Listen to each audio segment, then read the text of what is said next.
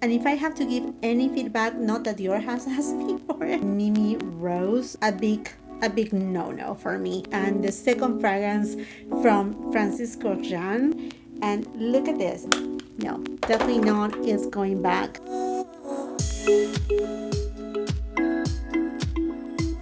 Hello, my beautiful friends. Yet again, we are here to talk about your new releases. In the last few videos here on my channel, I have first done a full unboxing because I purchased a ton of new products from Dior because, like I was saying before, they have showered us with so many new releases, not only from makeup, skincare, fragrances. I mean, the list goes on and on and on. I also have already reviewed Dior's Spring 2024 collection, and today I'm going to be reviewing a couple new products that they really do not pertain to a specific collection, but they just appear on the website. One of them, the eyeshadow palette in Mimi Rose with these gorgeous and beautiful kind of duochrome between a baby pink and a lilac tone and kind of like a pearlized kind of eyeshadow. And this formula, it kind of resembles to me a lot to what it used to be soft cashmere, Popeline too. And also I do have here the blush in rose Popeline, which you're gonna be like, Jacqueline, but this is white. It's not a white. I mean, like, as you can tell, it's kind of pink, and as you can tell, I have zero bronzer. I only have foundation, concealer, brow zone. All those details, as well as the details of the rest of the makeup, will be on the description box below. I'm also adding promo codes from Dior because, you know, as long as you are signing into your Dior account, your Dior loyalty program, which is completely free, you can get some amazing free gift with purchases. Also, I'm gonna be giving you my first impressions on the new fragrance from the private collection New Look, which is completely different than New Look 1947. The new one, New Look, is actually not even a reformulation, but a new take from Francis Kurkdjian, the second fragrance for the house. There's also a few other products right here. So let's go ahead and get started. First with a blush and a refer number 05. Let's see how this goes. I'm choosing this specific brush because I want you to see how much pigment I get on the bristles. And by the way, if you're new here to my channel, welcome. Welcome to all of you, my beautiful friends. We are here 2024. How exciting. I'm not very excited about the weather. I film in natural light. My camera is a 4K camera, but it's a very dark, gloomy kind of day. It's supposed to rain later on today. So anyhow, let's go for it. Okay, definitely a matte finish. Definitely it looks like chalk on my skin tone. I mean, completely unflattering for my skin tone. Also because it's a matte finish. I mean, if you have fair, like completely fair skin tone, then I will say, well, definitely this will be for you. But you know, let's don't waste the product. And I'm gonna go with this hourglass double-ended brush, and I'm just gonna tap it, and I'm just gonna lightly set my under eye area. I mean, it is a pink powder, right? So I think, why not? I mean, just a little, because I honestly do not like matte finish. So, I mean, it will be unfair to tell you do not buy it, but definitely this is for someone with very light fair complexion. But even then, on the promo images, it looked like it was a little bit more baby pink tone. And look at this. I'm waiting for the exposure to go down, and yet, do you see, it's still kind of white. So no, definitely not. It's going back. Let's then use Delicate Rose. This is the new blush from the Year Spring 2024 collection. I'm going to use the other side of the Hourglass double-ended brush. Now, this blush is beautiful. It does say that it's supposed to be a satin finish, but to me, definitely is not a satin finish. It's more of like a demi-matte finish. Now, this has more pigmentation, obviously. It's a very, you know, the name says Delicate Rose. To me, it's kind of like if anything, a warm tone rose. Now, this shade is super beautiful. My only, I shouldn't say concern, but not even disappointment, because I'm not disappointed, But the only thing is that this is not satin. This is a demi matte finish. So if you want to see the details on the Eyeshadow Spring 2024 collection from Dior, I will highly suggest you to watch my review after you watch this video. And by the magic of editing, I already have bronzer. I have applied a little bit of highlighter on too. And now let's go with this new eyeshadow queen in Mimi Rose. Super beautiful, so pretty. I do have high expectations for this new eyeshadow palette. And let's swatch this baby. I'm honest with you, I'm gonna swatch this shade first and then also this shade because I want to see what's the difference. They look very alike on the pan.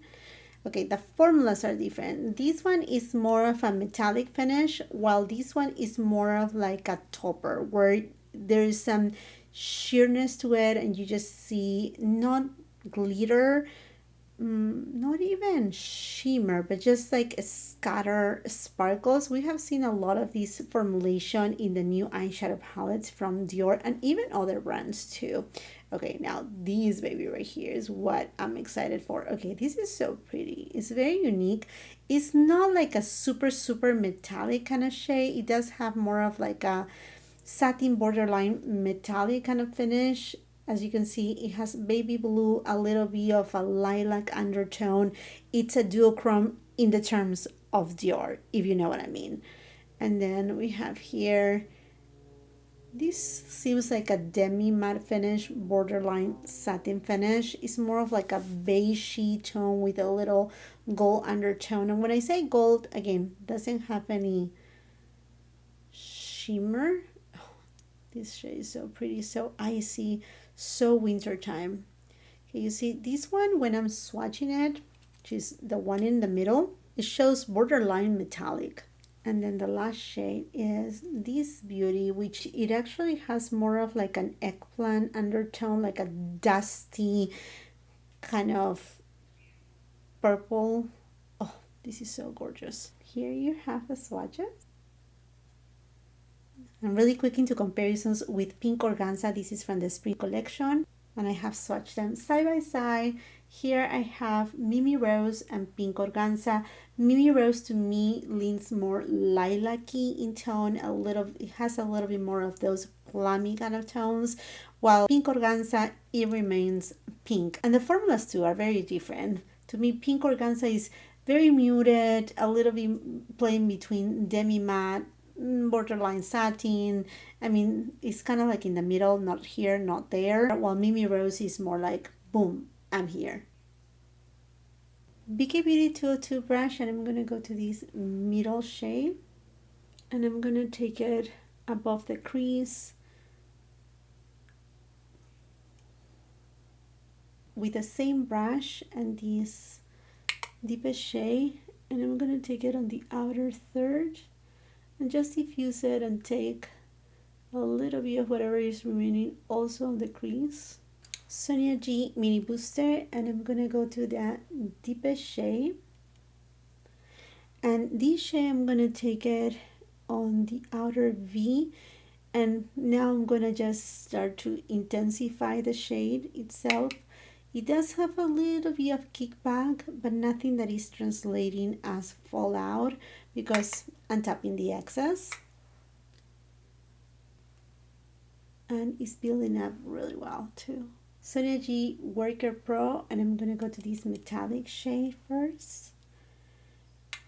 And I'm taking it right, not in the center, but almost to the outer third. Applying it completely dry. Definitely if you apply these with your fingers, the oils that you produce from your skin will make it even more impactful, or if you decide to spray it. Sonia G Builder Pro, and I'm gonna go to this gorgeous shade I have been dying to try. I'm gonna apply it first dry and see what it does. Oh, how beautiful. There is this very slight hint of lilac in it that just pairs so well with the mauve undertones of these other shades. Oh, that's so pretty. It's icy. Okay, friends, let's apply it with the finger. and intensify. Look at that. The same thing on this side.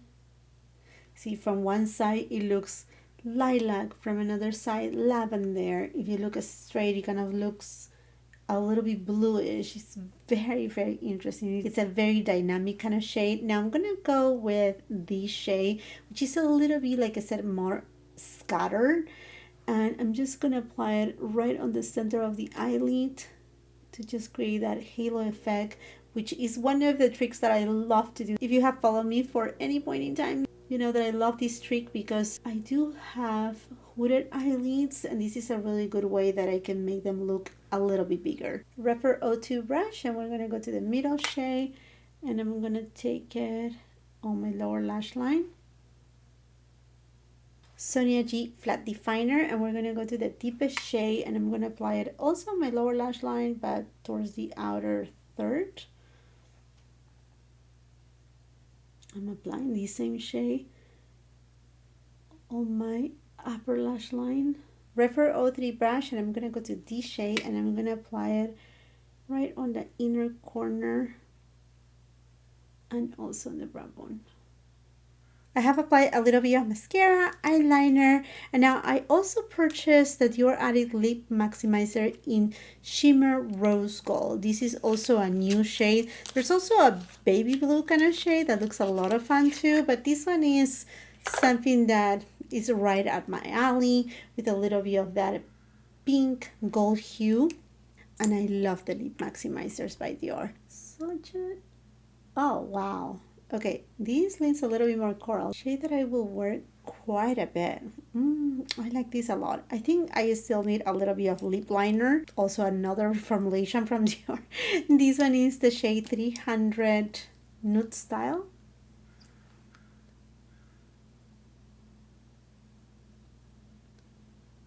I think it looks way better like this. I love the eyeshadow look. I'm very honest with you. I love the frostiness. Is just so pretty. It's a very pretty color story. I like the Mimirose Eyeshadow Queen way more than, what is it called, this thing, Pink Organza. This one, I don't know, it felt a little bit dusty. Also, I noticed that the eyeshadow didn't last that long. I mean, the eyeshadow look, the outcome was pretty, but the eyeshadow didn't last that long. Now, in terms of this eyeshadow queen, the look is a lot more pretty. I think it's more diverse because you get a lot more finishes on this eyeshadow queen. The only thing though is with a new reformulation from Dior, I don't know if you have noticed this or not, I feel that they are a little bit drier. Not super dry in terms like it's gonna look like it's dry on your eyelids or that is aging your eyelids, but I feel like the formulas are a little bit more drier. I feel that they need a little bit more of emollients. And if I have to give any feedback, not that Dior has asked me for it, but I will have to say I wish that this was perhaps a matte eyeshadow, and I think unnecessary to have two shades that they are so alike. I feel like there was a need here of a matte shade and something perhaps on that mauve tone. It could have been something a lot more fun. I'm gonna still be trying it and see, because definitely to create an eyeshadow look, you don't need to use all 5 shades. I do it because every time that I do reviews, I want to try each of the formulas presented on whatever eyeshadow palette, whatever makeup product I'm using. But anyhow, friends, that's that. Definitely on the light pink blush, a big no for me. Let's go for the fragrance of the day, which is the new look from Christian Dior and their private collection. A new take from Francis Kurkdjian, which makes me super excited. I know this is a mini bottle. Very excited for these. So let's see how different it is from 1947. Very excited for this launch. And the second fragrance from Francis Kurkdjian. I know he must be in a journey with Dior because they may want to maintain the brand with a certain aspect. But I mean, if they have desire to bring on Francis Kurkdjian, they need to let him be. So let's hope for the best here. Dry a little on this side and on this side too. See how like this is to the original New Look 1947. I mean, without even bringing my wrist up high, I can smell that kind of incensey scent, frankincense. Let's see. Yeah, definitely. But you know what? This one, I'm wondering, did I keep the... No. I see what I'm smelling. Okay, 1947 had a little bit more of a peppery aspect to it, pink pepper, basically. This one, you can send the aldehydes. Yeah, definitely you notice the aldehydes, and it becomes even a little bit lightly citrusy. Like there's a little bit of a burst of clean citrus. I like this one way better than 1947. Well, I shouldn't say way better. I think New Look 1947, it was very special, but this one brings it more up to date, up to a fragrance of 2024, a little bit more modern. Very clean. At the beginning, like I said, it was very immediately a burst of incense, frankincense, but then the aldehydes start playing that role and kind of like brightening a little bit more the fragrance and creates this kind of like citrus aspect to it. I really like this scent. This is going to be a beautiful scent, completely one of those clean girl kind of vibe. And not only clean girl, this can be definitely a unisex fragrance, very clean, but yet with a lot of personality. Okay, now this is something that I like a lot. I think this is where Francis Kurkdjian has been able to really express himself a little bit more. When I'm saying aldehydes, do not worry. It's nothing like, the old-fashioned aldehydes like Chanel No. 5. Not that is not a pleasant fragrance, but sometimes we have the connotation of aldehydes and immediately we think about, old school kind of fragrance. No, this is a different take, a beautiful take. I actually like this quite a bit. I mean, I need to get a spray because trying to get more out of these is just so hard. Let's just put it right here. It's going to be the fragrance of the day. I'm going to go out. Actually, well, not out per se. I'm going to go to work. So I'm going to be seeing my husband and I want to see what he thinks about it. I like it. The opening is not like wow factor. I think if you let it set and you let it just dry down is where the magic begins. That cleanness, citrusy, nothing limey, nothing like that, but just a little bit more bursty, more clean. Yeah. Really, really nice fragrance. Okay, my friends, I would love to hear from you. Are you excited for all these new launches from Dior, Chanel too? Oh my gosh, they are just showering us with so many new products. Are there any products that you are adding to cart immediately, some that you're waiting for? Let's just continue that conversation in the comment section down below, what you added. And if you haven't done so yet, I want to invite you to do something that is completely free. I know sometimes we think about subscriptions and we're like, oh, we have to pay for something. Do we need to get hooked about something? No, that is the magic of YouTube. You subscribe to any channel, to any content that you really enjoy. And as long as you have that post notification bell on, you just get notified whenever there's a new content, so you can get distracted, get a little bit away from all the craziness of the real world and see what's going on in everything that is beauty, fashion, fragrances, and whatnot. I would love for you to become part of my family. If you like this video, please give it a thumbs up, share with family and friends. If you're in Instagram and TikTok, please come and follow me there. And if you're not done watching my content, I will be doing a couple other videos right here that I'm sure you're gonna love. Until the next time, I hope you have a beautiful, wonderful day. Bye-bye.